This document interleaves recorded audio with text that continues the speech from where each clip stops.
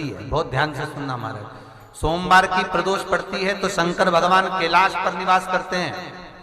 श्री शिवाय नमस्तुम भक्तों, आज हम बात करेंगे प्रदोष काल की। प्रदोष का व्रत कैसे किया जाता है और किस समय किया जाता है, क्या इसमें खाया जाता है, क्या नहीं खाया जाता है, ये सब कुछ आप गुरुदेव के बताए गए अनुसार हम आपको बताने का प्रयास करेंगे। देखिए, प्रदोष कब है? ये प्रदोष आपका जो आने वाला प्रदोष है वो रविवारी प्रदोष है, यानी कि ये प्रदोष रविवार को पड़ने वाला है, यानी कल आप प्रदोष का व्रत कर सकते हैं। और प्रत्येक जो प्रदोष पड़ता है, सोमवार का, मंगलवार का, बुधवार का, बृहस्पति का, शुक्र का, शनि का, सभी प्रदोष का अपना अलग अलग महत्व होता है। यदि आप प्रदोष व्यक्त करना चाहते हैं तो आपको संकल्प लेना होगा। आप 11 या 26 प्रदोष कर सकते हैं। एक वर्ष में लगभग 26 प्रदोष पड़ते हैं। आप चाहें तो 11 का संकल्प लें, चाहें तो 26 का संकल्प लें। आपको जब प्रदोष करना शुरू करना है, यदि आप सारे प्रदोष करना चाहते हैं, 26 प्रदोष करना चाहते हैं, अगर आपको धन संपदा, मान प्रतिष्ठा वगैरह चाहिए तो आप रविवार का प्रदोष कर सकते हैं। अब अगर मान लिया आपने ये सोचा कि हम रविवार का प्रदोष करेंगे, तो अब आपको ये देखना, जब भी रविवार का प्रदोष पड़ेगा तभी आपको रविवार का प्रदोष करना है, व्रत करना है। रविवार के प्रदोष में जो शिव जी हैं वो बेलपत्र के नीचे विराजमान होते हैं। इसी प्रकार से सोमवार को जो शिव जी हैं वो कैलाश पर्वत विराजमान होते हैं। आदि तरीके से प्रभु का स्मरण करिए। अगर आपको संतान प्राप्ति की आवश्यकता है तो आप शनिवार का प्रदोष करें। शनिवार का प्रदोष करने पर आपको संतान की शीघ्र प्राप्ति होती है। इसके साथ हम बता दें कि इस प्रदोष का व्रत रहने वाले व्यक्ति को भोजन नहीं करना चाहिए। ये गुरुदेव ने अपने कथा पुराण में बताया है, ठीक है।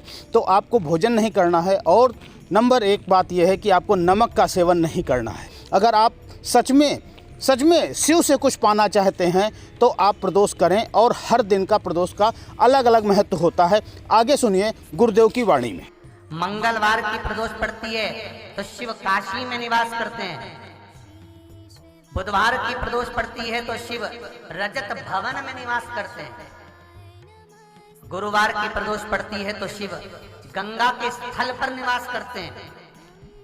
शुक्रवार की अगर प्रदोष पड़ती है तो शिव नीलकंठ पर विराजमान होते हैं।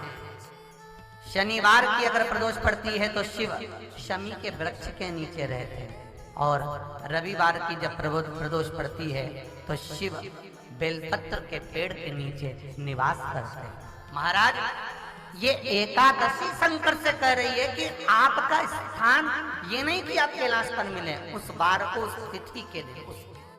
हमारे यहाँ कहते हैं सोमवार की जो प्रदोष पड़ती है वो इच्छा पूर्ति करती है। मंगलवार की प्रदोष रोग से मुक्ति देती है। बुधवार की प्रदोष कामना की पूर्ति करती है। गुरुवार की प्रदोष शत्रुओं का नाश करती है। शुक्रवार की प्रदोष सुख और शांति देती है। शनिवार की प्रदोष संतान का सुख देती है। और रविवार की प्रदोष जो काम दुनिया में कोई नहीं कर सकता वो अच्युत फल की प्राप्ति रविवार की प्रदोष करा देती है। महाराज, ऐसी प्रदोषों का नियम वर्णन किया चाहिए। बन सके जीवन में 11 प्रदोष या 26 प्रदोष करने के बाद आप उसका उद्यापन कर विराम भी दे सकते।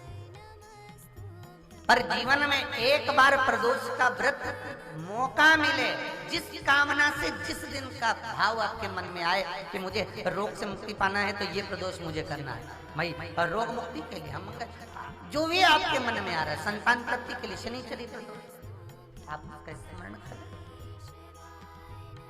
फिर लिखा शिव महापुराण में, बड़ा सुंदर लिखा वेदव्यास जी ने, मान लो आप प्रदोष का व्रत नहीं कर सकते। आप अगर व्रत नहीं कर सकते तो प्रदोष के दिन, प्रदोष काल में शाम का समय सूर्यास्त का कुछ पल, कुछ घड़ी के पहले से लेकर बाद तक का प्रदोष काल के अंतर्गत आप शंकर जी के मंदिर में जाकर 1 लोटा पानी, 5 बेलपत्र भी अगर समर्पित करते हैं तो संपूर्ण प्रदोष का फल आपके भाग्य में प्रबल हो जाए।